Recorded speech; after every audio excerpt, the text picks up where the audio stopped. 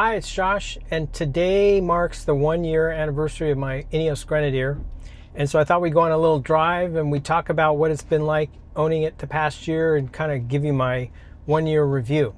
So let's buckle up and take off. So a lot of people have had questions about reliability, stability, and if the Grenadier is going to last. And at this point, the Grenadier is doing fine. And the things that have been troublesome are not major mechanical things. They are more quirks and behaviors and the kinds of things that can be annoyances or nuisances or just not working the way you wish they would. And that's far cry from problems with a powertrain or anything that's, a system that is critical to the operation of a vehicle, because this car has just been operating fine. Yes, the overspeed warning is still an issue, but that software update really is on the horizon. I now have proof.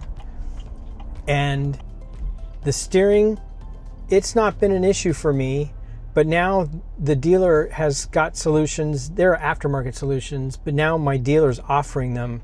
And so that kind of pushes me in the direction of saying, okay, maybe I'll try something, because it's not going to void my warranty if the dealer's going to install it. So as we drive today, just going to try and recount some of the things that I've had issues with, some of the things that I've had resolved, and things that just we thought were going to be a problem that are not a problem. So number one is the steering. I don't have an issue with my steering. Some people are very concerned about it, or that you have to continually, adjust. And I think it's more a matter of, maybe what you're coming from and going to that may make your perception a little bit different in terms of what the steering feels like. Because to me, it's a one-handed drive. I don't have to keep both hands on the wheel at all times. I can keep my hand down here. I can keep a hand up here. I can turn with a single hand. It's all fine. The only difference is that sometimes you have to unwind your turn a little. That's all. It doesn't just instantly spring back. And of course, that's by design. We all know that now. However, I don't think it's a bad thing. And then the air conditioning, it's got issues where sometimes you ask for cold and you get warm, and you ask for warm and you get cold, or you'll get little puffs of warm in the middle of cold. And some of those quirky things, I've since learned that there actually is a software update that's coming for that. And that will make it a little more behaving in how it kind of balances the cabin temperature. So that's, because when I first got it, my car blew really hot and they had to recharge it. And once they did that, and that was before I even took delivery, it's been fine ever since. It works. It doesn't always do exactly what I want it to do, but it works.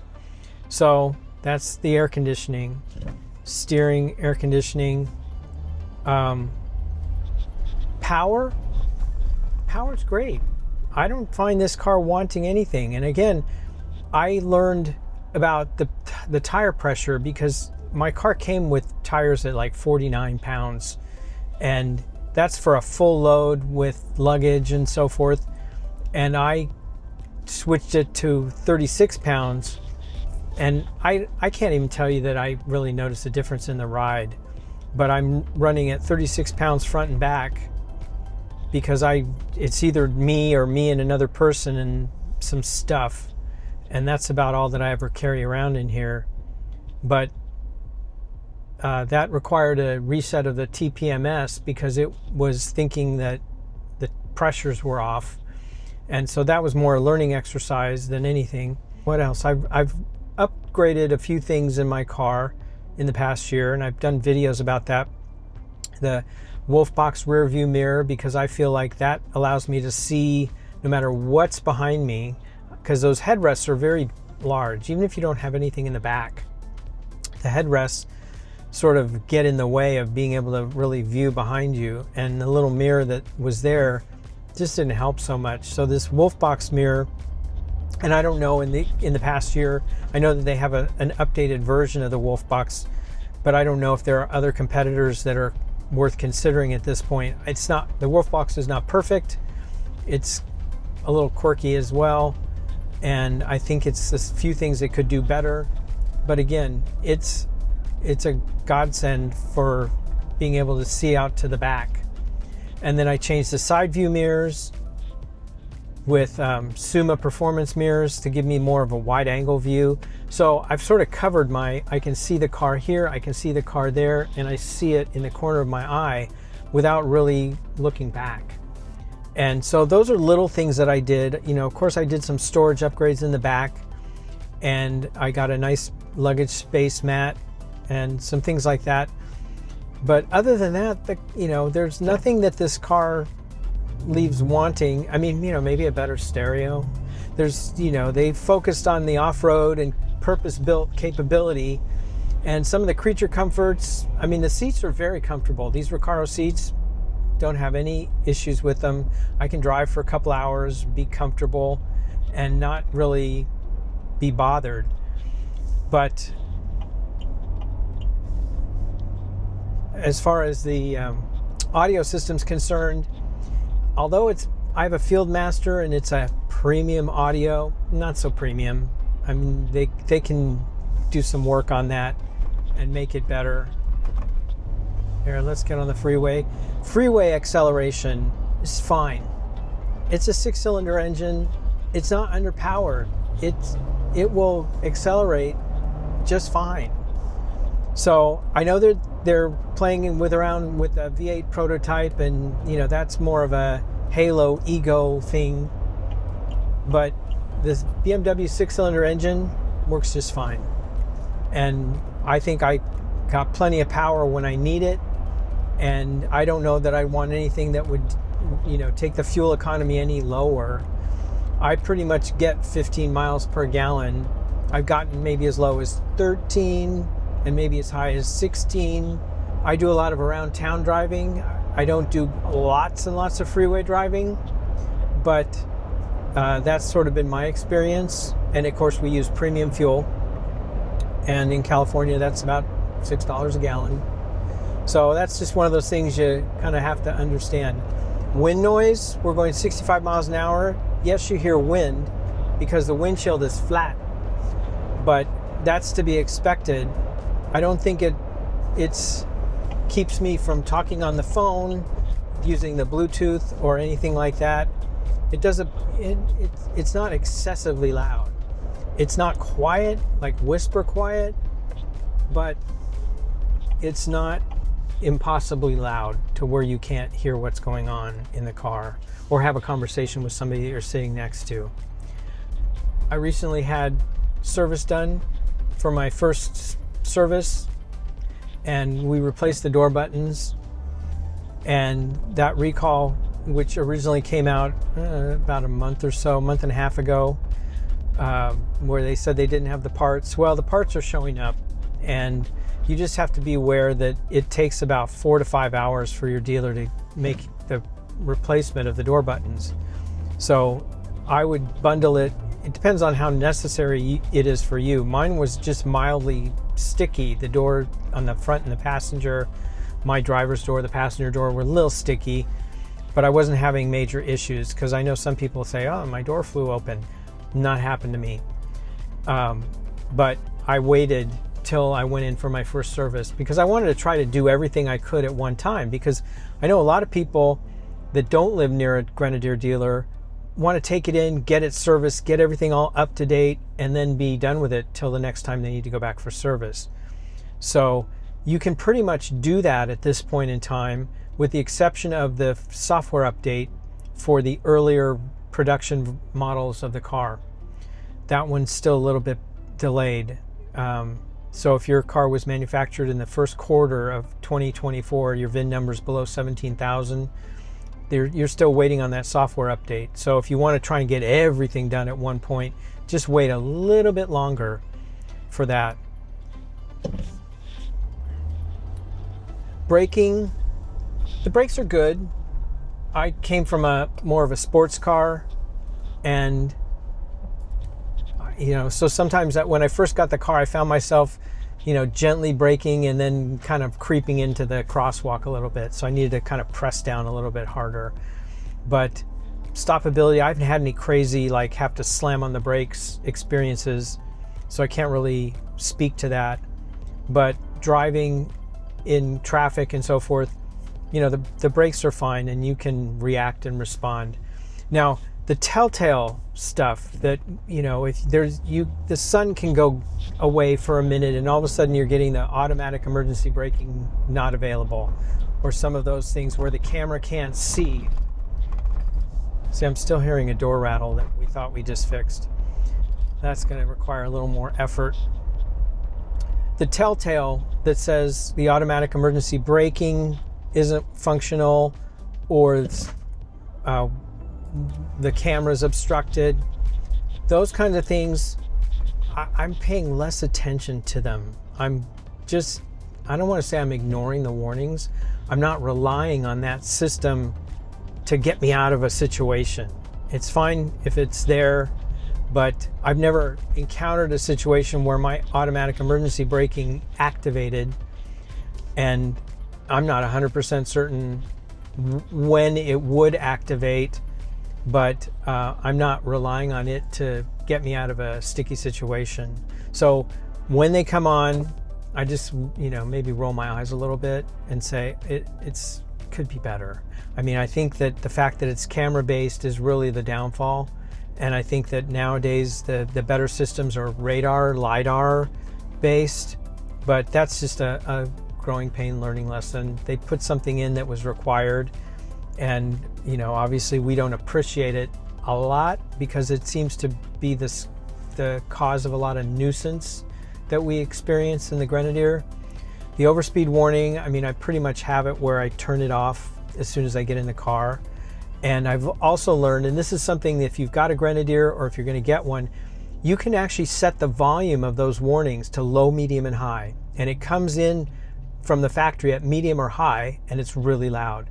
And if you go into your settings menu and turn the warning sounds down to low, they're not unhearable by any stretch, but they're just not as in your face as they are when you first get the car. Same thing with the bongs.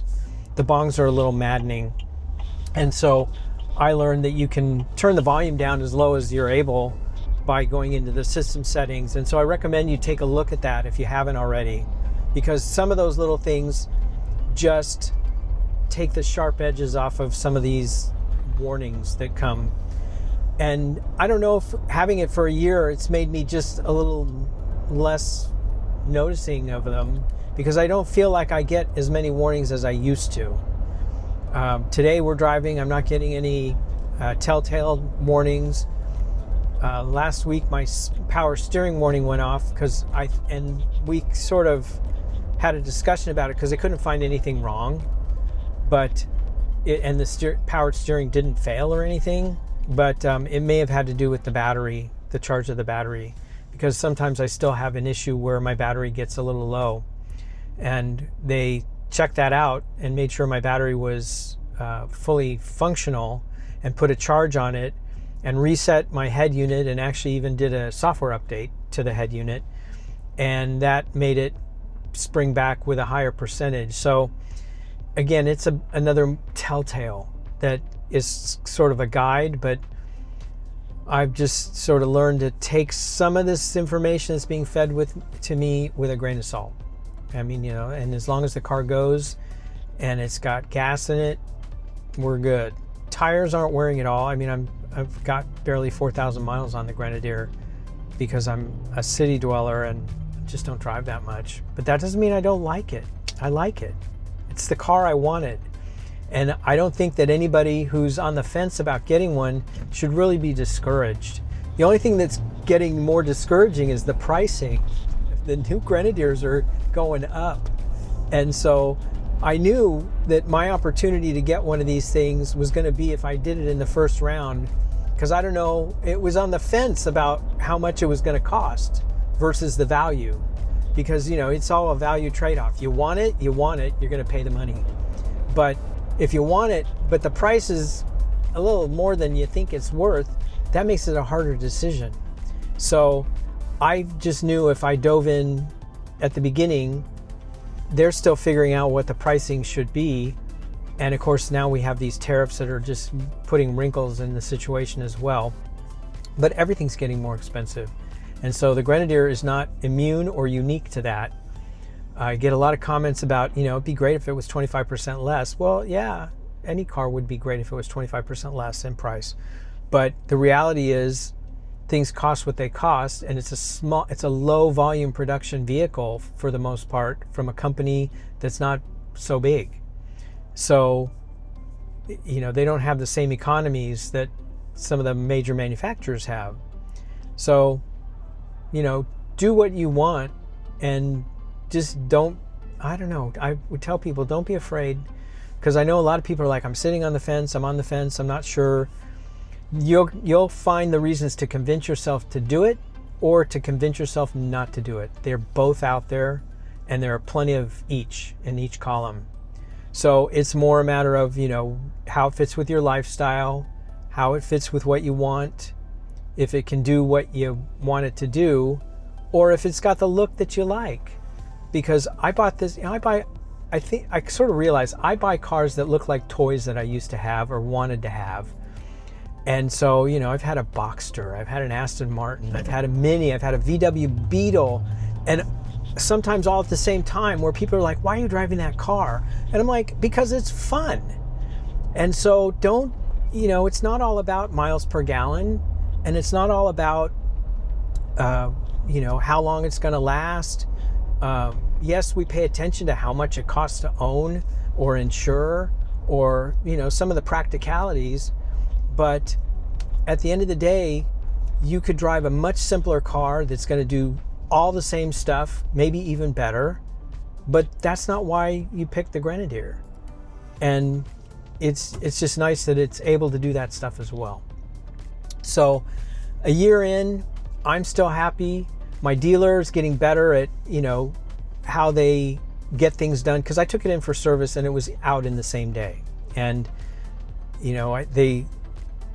they're organized, they have a schedule, and they got things done. It wasn't lackadaisical at all, because it's a small crew. I mean, it's the kind of dealership where you can go in and meet everybody.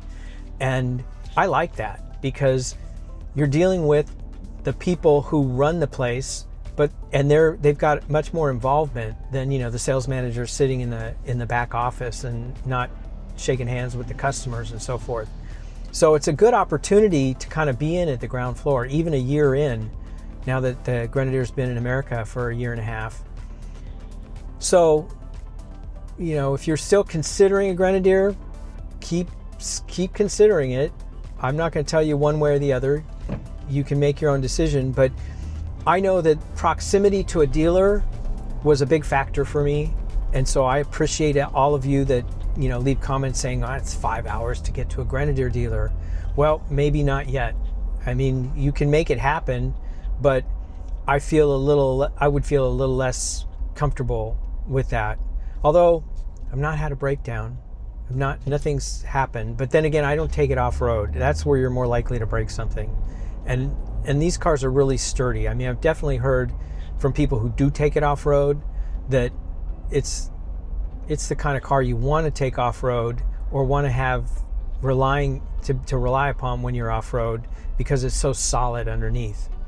And so, a lot of times we buy cars for what they can do, not for what we do with them. And, it's just nice to know that the Grenadier is capable. And also, in today's modern world of roads, there's potholes everywhere, and this thing just eats potholes for lunch. And so driving around town, because that's what I'm doing right now, the roads are way more chewed up than they should be. And having a Grenadier with its little suspension, it just tiptoes across these things, and it's a comfortable ride. And so I like sitting up high. I like the view, you know, in all directions, and then I fix the view to the rear. So all in all, I think I'm still happy. It's a year in. I'm not sure if know what my next car is going to be, because I tend to do that. It's like, what's next? But I think this one's going to be around for at least another year, easily. And so, you know, I'll continue to create updates when it warrants it, or talk about topics of, you know, INEOS development or things that they're trying to fix or get right. And then you may notice in my channel, I'm going to start doing some other videos about other topics, because there isn't necessarily something to say about the Grenadier every week. And so I'd like to kind of spread my wings a little bit, but know that I'll continue, since I own one. I'm, you know, patient zero type thing, that I'll report on anything that comes up, or anything that I think might help people that are trying to make a decision, or things that I've learned that may help people that already own them. Because I've learned a lot of stuff having the Grenadier, because the owner's manual isn't a good read particularly. It's just full of warnings and caveats and things, and so it makes it difficult to actually learn anything about using the car. And so as time has gone by, I've learned how to set radio stations, and I've learned how to go into settings and lower the volume of the warnings and some of those things. It definitely makes it a more enjoyable experience. So I'm going to keep doing that as it's warranted. So anyway, I appreciate you coming along for the ride in the past year, and we'll continue the journey. So thanks for watching, and I'll see you in the next video.